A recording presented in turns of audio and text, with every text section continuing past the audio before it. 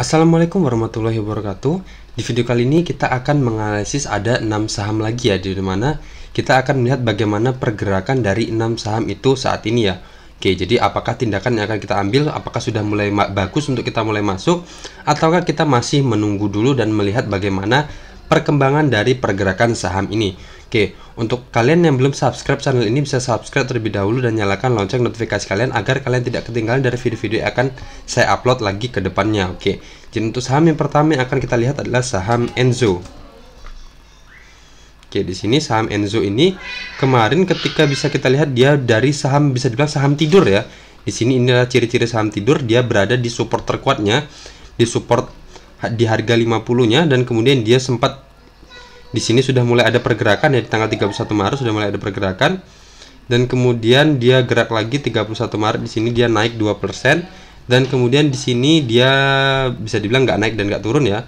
Dan kemudian di tanggal 4 Maretnya dia terbentuk doji, dan tanggal 4 April terbentuk doji, dan tanggal 5 Maret dia menguat 19,61%, dan di sini di tanggal 6 Aprilnya dia minus 6,56%, dan lanjut turun, dan kembali naik lagi di sini tanggal 11 April kemarin dia menguat 3,77% dan lanjut naik terus, dan sampai saat berada di area sini ya. Di sini di tanggal 14 April kemarin dia closing di harga 67,68 ya, dengan persentasi kenaikan 1,49%. Berarti bisa kita simpulkan, anggap aja ini adalah area resistennya ya di sini. Oke, di situ ada resistennya, dan di sini adalah area supportnya.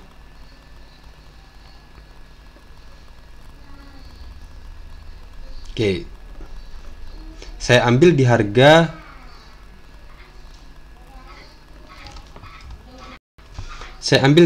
ini ya, di harga batas bawahnya di harga 51 aja ya. Karena kalau di harga 50 itu udah berada di support terkuatnya. Jadi untuk saham Enzo ini sendiri, kalau menurut saya, istilahnya kalau menurut saya, kita untuk masuk, untuk lebih nyamannya kita masuk ketika dia sudah breakout aja sekalian di harga, dari harga 79 ini ya. Dimana kalau nanti dia reject dan kemudian kembali ke area sini, dimana itu nanti bisa ada kemungkinan dia kalau ngejebol area support ini, berarti dia sudah menyentuh harga 50 ya. Berarti kalau di harga 50 itu kita akan susah untuk keluar, dimana seperti pola-pola sebelumnya ketika dia menyentuh harga 50 tidak ada transaksi sama sekali di sini ya. Jadi agak rawan. Jadi di sini dia sudah mulai bangkit ya, saham Enzo ini sudah mulai bangkit. Cuman kalau kita mulai masuknya atau mulai bermain di saham Enzo ini, nanti aja tunggu dia sudah breakout atau sudah menjauh dari area 50-nya ini ya, dimana dia sudah breakout dari harga 79-nya ini. Oke, jadi anggap aja kita masuk di harga sini, harga 80 atau 81 ya, misalnya seperti itu, atau di harga 80. Catalyst satu tick aja di bawah area sini, dan kita cari dari Fibonacci ekstensinya seperti ini. Oke, seperti ini ya. Jadi resisten selanjutnya kalau kita buy on breakout di area sini di harga 96 ya, dengan persentasi 20%. Kalau kita masuk di harga 80 dengan cut loss kita di harga 78 dengan persentasi 2,50% untuk cut lossnya, dan resisten kita di harga 20%. Dengan harga di harga 96 dengan persentasi 20%. Tentunya itu tadi ya, kita bisa masuk ketika dia sudah breakout aja sekalian ya, dimana dia sudah menjauh dari area support terkuatnya di harga 50-nya untuk saham Enzo ini. Oke, selanjutnya ada saham Unilever.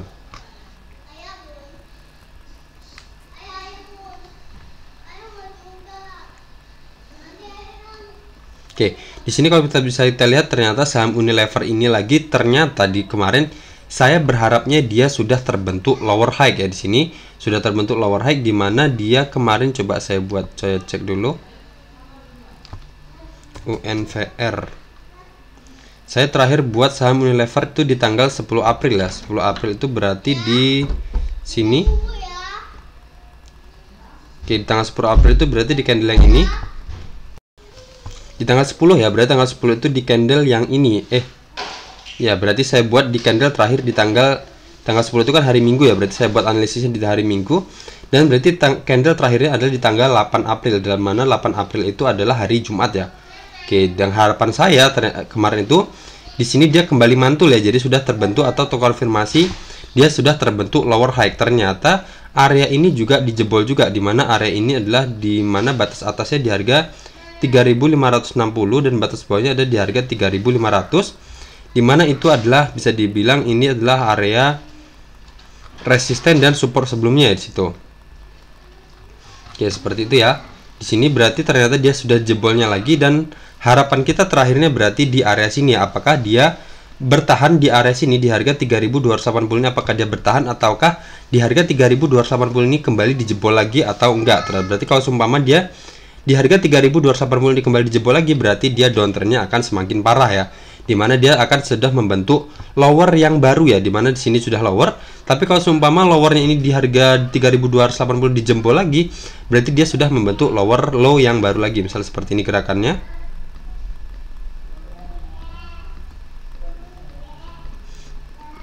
Oke, berarti di sini sudah terbentuk lower low-nya lagi. Di sini lowernya, dan di sini terbentuk lower low lagi, dan di sini terbentuk lower low lagi. Berarti saham ini masih akan terkonfirmasi dia akan lanjut downtrend ya. Berarti belum ada pola pembalikan atau pola reversal sama sekali kalau dia masih terbentuk pola lower low-nya. Jadi kita pantau aja untuk saham Unilever ini lagi, apakah di harga 3280 ini dijebolnya lagi ataukah ternyata dia kembali mantul dan berhasil nge-breakout area resisten trendline downtrend ini.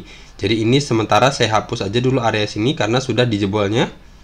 Oke, ini saya hapus dan kita lihat apakah dia berhasil breakout dari resisten trendline downtrendnya ini ataukah dia ngejebol harga 3280 ini untuk saham Unilever ini.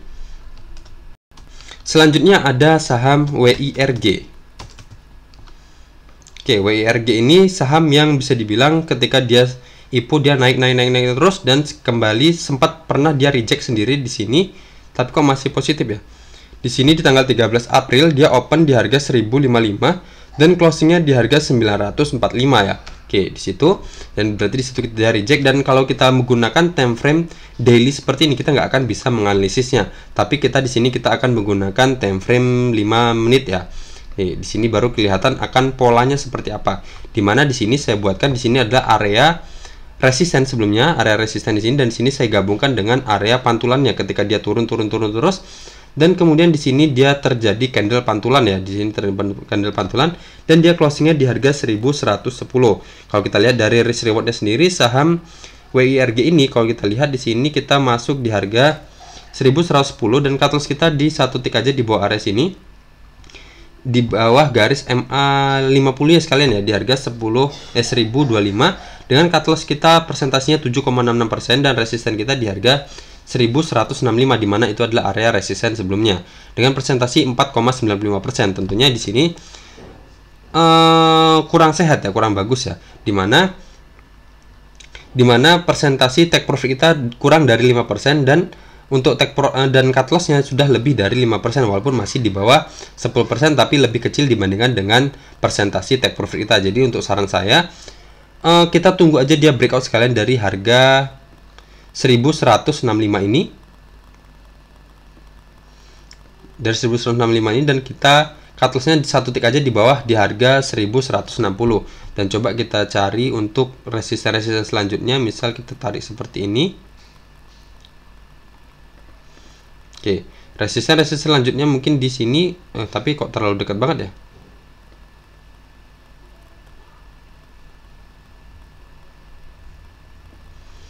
Oke, untuk resisten pertamanya di harga 1210 dengan presentasi 3,42% dan resisten selanjutnya adalah di harga 1285 dengan presentasi 9,84% dan resisten selanjutnya yang maksimalnya ada di sini di harga 1405 ya dengan presentasi 20% ya. Dengan catatan kita masuk ketika dia sudah breakout aja dari harga tertingginya di harga 1170 ya untuk saham WIRG ini.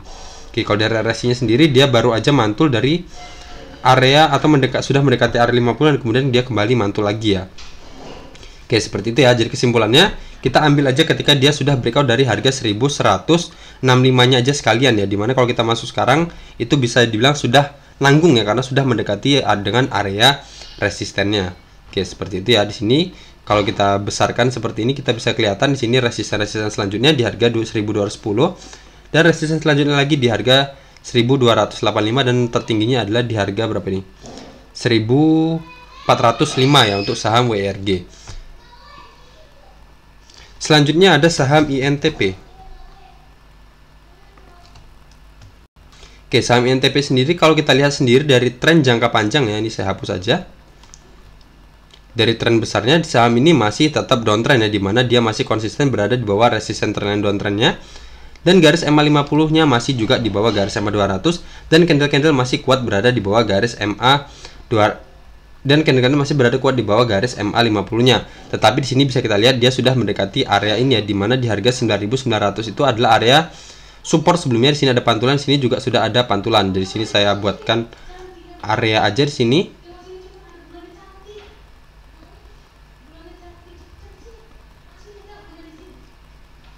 Seperti ini ya, saya buatkan area untuk lebih mengkonfirmasi lagi. Oke, di sini ya, berarti dia sudah mendekati area supportnya ini ya. Jadi kita tinggal tunggu aja candle konfirmasi untuk kita bisa cicil masuk, tapi kita harus waspada ya, harus cepat untuk take profitnya. Jadi misal kita nanti dia ada candle pantulan di harga 10.075 ya. Cut loss satu tick aja di bawah area sini, dan resisten kita ya terdekatnya di resisten trendline downtrendnya ini ya. Berarti seperti itu. Jadi misalnya seperti ini kita masuk di harga 10.075 dengan cut loss kita di harga 9.850 dengan persentasinya 2,23%, dan resisten trendline kita yang semakin lama akan semakin menurun ya.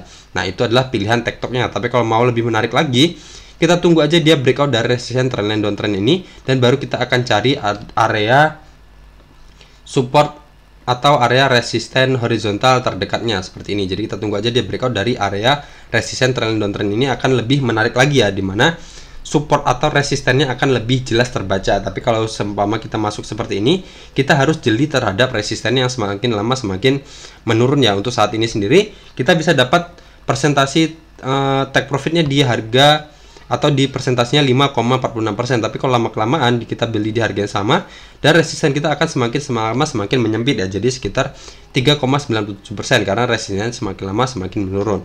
Jadi lebih baiknya kalau kita mau masuk saham INTP ini, kita tunggu aja dia breakout dari resisten trend downtrendnya ini, atau lebih mudahnya lagi kita tunggu aja dia berada di atas garis MA 50 dan berada di atas garis MA 200 nya sekalian untuk saham INTP ini. Oke, selanjutnya ada saham MNCN. MNCN ini bisa dibilang kemarin cukup menarik ya, dimana dia sudah naik sekitar 5,79% di candle ini di tanggal 14 April kemarin. Berarti dia sudah mendekati area resisten 1025-nya ya. Berarti di sini kalau bisa kita lihat, berarti sudah jelas aja kita simpulkan bahwa sudah tidak bagus untuk kita mulai masuk di saham ini, dimana titik cut loss kita sangat-sangat lebar dan take profit kita juga sudah sangat sempit ya, dimana cut loss kita maksimalkan aja di bawah resisten ini, di bawah area supportnya ini ya. Oke, seperti itu. Kalau kita cut lossnya di sini, karena nanggung ya, bentar lagi ada garis MA 50. Kalau di bawah garis MA 50 juga nanggung karena ada garis MA 200. Kalau di bawah garis MA 200 nanggung karena masih ada area ini dan juga ada support trendline uptrendnya di sini. Jadi kita maksimalkan aja di sini di harga 855. Jadi di sini persentasinya sudah sekitar 15% untuk cut loss-nya, dan take profit kita cuma sekitar 2%. Jadi lebih menariknya lagi, kita bisa tunggu aja dia turun ke area-area sini untuk mempersempit wilayah cut loss kita dan memperlebar area atau persentasi take profit kita ya. Jadi kita tunggu aja dia kembali reject dari harga 1025 ini. Tapi kalau seumpama dia nggak reject dari harga 1025-nya ini, kita bisa gunakan teknik buy on breakout ketika dia sudah breakout dari resisten trendline 1025-nya ini. Misal kita masuk di harga 1030, cut loss satu tick aja di bawah area sini, dan resisten kita di resisten trendline downtrend ini. Bisa kita lihat di sini ada resisten trendline downtrend mayornya ya. Oke, di sini resisten awalnya, di sini resisten keduanya untuk resisten downtrendnya. Kemudian di sini adalah sentuhan yang ketiga. Jadi kita bisa jadikan acuan itu adalah area resisten selanjutnya di sini. Jadi resisten selanjutnya adalah di area sini ya. Oke, di sini.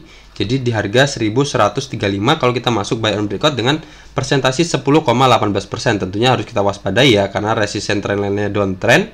Jadi lama-kelamaan resistennya akan semakin lama semakin menurun ya. Jadi seberapa banyak candle yang akan dihasilkan ya, seperti itu ya. Jadi kalau nanti dia ternyata mendekati area resistennya di candle kelima, mungkin ya di sini. Jadi take profitnya di harga 1135. Berarti 1135 itu adalah dengan persentase 10,18%. Dan kalau lebih rendah lagi, misal di harga 1115, itu persentasenya tinggal 8,24%, seperti itu ya. Oke, untuk saham MNCN ini. Jadi kesimpulannya kita tunggu aja dia apa yang terjadi di harga 1025 ini, apakah dia reject, kita bisa tunggu di area-area sini ya, mendekati area 50, MA50 atau di area sini di harga 935 ini. Tapi kalau ternyata dia nggak reject tapi dia breakout, kita bisa buy on breakout di atas harga 1025-nya untuk saham MNCN ini.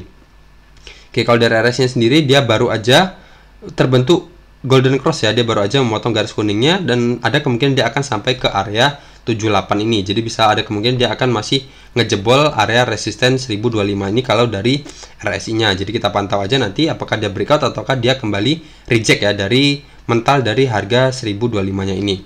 Selanjutnya ada saham MTDL.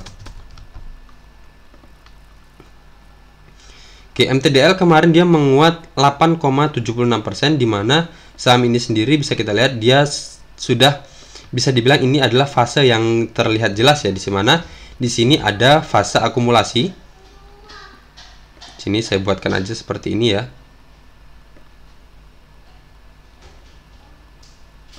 Oke, di sini adalah fase akumulasinya. Di sini akumulasi, saya buatkan aja. Bukan akumulasi ya, istilahnya ya akumulasi ya.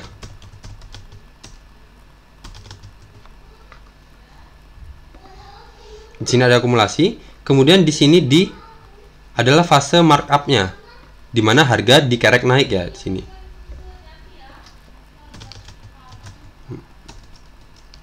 Markup-nya, fase markup-nya, dan kemudian di sini bisa kita lihat dia resistennya sudah mulai mendatar ya, sudah mulai mendatar, berarti di sini adalah fase distribusinya.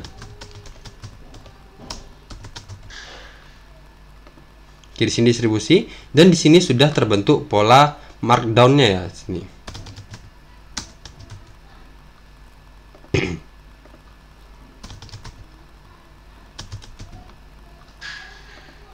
Oke, di sini adalah markdown-nya, tetapi di sini ternyata saya buatkan resisten trend downtrend seperti ini ya. Di sini saya buatkan resisten trend downtrend-nya dan ternyata dia di sini ternyata dia nge-breakout ya. Di sini dia nge-breakout. Di sini dia breakout dan kemudian retest di area resisten trendline-nya ini, trendline downtrend ini untuk menjadi area supportnya, dan dia kembali lagi breakout dari area ini, di mana area ini adalah area resisten sebelumnya. Di sini adalah area resisten di mana batas atasnya di harga 7.710 dan batas bawahnya di harga 7.000, di mana dia closingnya di harga 7.745. Coba kita lihat dari risk rewardnya sendiri. Di sini kita masuk, cut loss kita di sini dan resisten kita di sini. Oke, berarti bisa dibilang 1:1 ya. Jadi resiko kita kalau kita masuk di harga 745 di harga closing kemarin, cut loss kita di harga 695 dengan presentasi 6,71% dan wilayah take profit kita di harga 800 dengan presentasi 7,38%. Oke, tapi masih menarik ya, Dimana cut loss kita masih di bawah 10%. Dan wilayah take profit kita juga sudah di atas dari 5%. Jadi bisa dibilang masih oke lah ya. Nah, itu adalah pilihan pertama. Atau pilihan keduanya, kita bisa tunggu dia kembali retest lagi ke area sini untuk mempersempit wilayah cut loss kita dan memperlebar wilayah take profit kita, dengan walaupun cut loss kita di harga yang sama dan take profit kita juga masih di harga yang sama. Jadi ada kemungkinan dia akan bergerak sideways di dalam area sini ya. Nah, dan lebih menarik lagi kalau ternyata kita udah memutuskan untuk kita beli ketika dia istilahnya koreksi atau kembali retest ke area sini, tapi ternyata dia nggak retest, jadi kita bisa buy on breakout aja di atas area sini. Ketika dia sampai ke harga 800, ternyata dia lanjut naik, kita ambil aja di harga 805 misalnya, yang pasti di harga dia sudah breakout dari harga 800 ya. Oke, seperti itu. Dan kita cari area resisten selanjutnya. Oke, ternyata nggak ada ya. Oke, kita bisa hitung dengan Fibonacci ekstensi. Sini kita tarik dari swing low-nya ke tarik sini dan kemudian kita tarik seperti ini. Oke, seperti ini ya. Berarti kalau kita buy on breakout di harga 805, dan resisten kita selanjutnya adalah di sini ya, di harga 895 dengan presentasi 10,54% kalau kita beli buy on breakout. Dan ini juga sesuai ya, ternyata di sini juga menjadi area menjadi area resisten ya di harga 745. Nah, di sini kesimpulan nanti apakah dia akan reject ataukah dia di breakout juga di harga 745-nya ini. Oke, seperti itu ya untuk saham MTDL ini. Kalau kita dari RSI-nya sendiri bisa kita lihat di sini dia masih ada area resisten atau area tertingginya di area 75,51. Jadi masih ada kemungkinan dia akan sampai ke harga 800 ini, dan kita lihat penentunya di harga 800 ini apakah dia lanjut breakout ataukah dia kembali turun lagi ya ke area-area sini. Oke, seperti itu ya untuk saham MTDL ini. Berarti sudah selesai, sudah ada 6 saham yang kita analisis secara teknikal dan kita lihat pergerakannya, ada yang sudah menarik, ada yang juga harus kita tunggu untuk masuk di waktu atau di kondisi yang tepat ya. Oke, jadi sekian aja dari video ini. Semoga video ini bermanfaat. Assalamualaikum warahmatullahi wabarakatuh.